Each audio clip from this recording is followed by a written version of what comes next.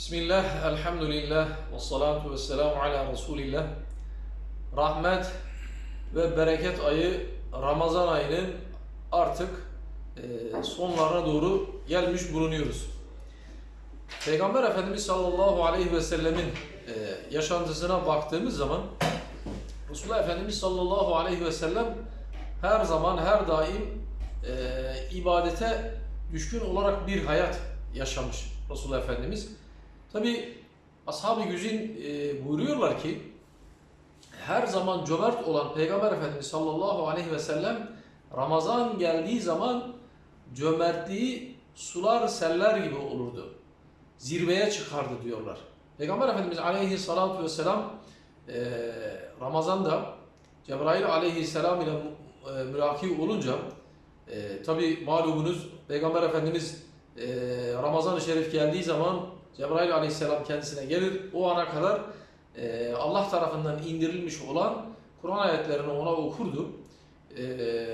Bu dönemde Peygamber Efendimiz aleyhissalatu vesselamın Cebrail ile mülaki olduğu dönemde ashab cömertliğinin zirve yaptığını ifade eder.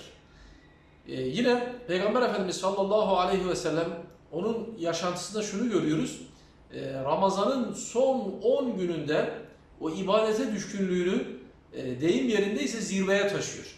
Şöyle ki Peygamber Efendimiz aleyhissalatu vesselam ömrünün sonunda Ramazan'ın son 10 günlerinin tamamında 10 gününün tamamında Peygamber Efendimiz itikaf ibadetine girmiş, mescide girmiş son 10 günde tamamen kendisini ibadete veriyor. Resulullah Efendimiz aleyhissalatu vesselam Peygamber Efendimiz sallallahu aleyhi ve sellemin kuvvetli bir sünnetidir, sünnet-i müekkededir itikaf ibadeti.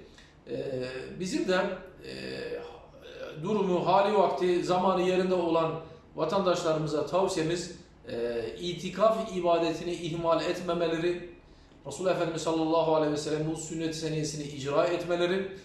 Adıyaman'ımızda da şehrimizin çeşitli bölgelerine yaymış olduğumuz camilerde bir program dahilinde şehrin çeşitli noktalarında camilerimizde itikaf ibadetine girilecek.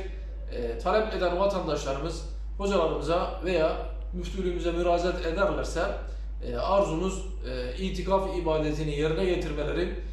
Bu itibarla Cenab-ı Allah itikaf ibadetini yerine getirecek kardeşlerimizin ibadetlerini kabul eylesin.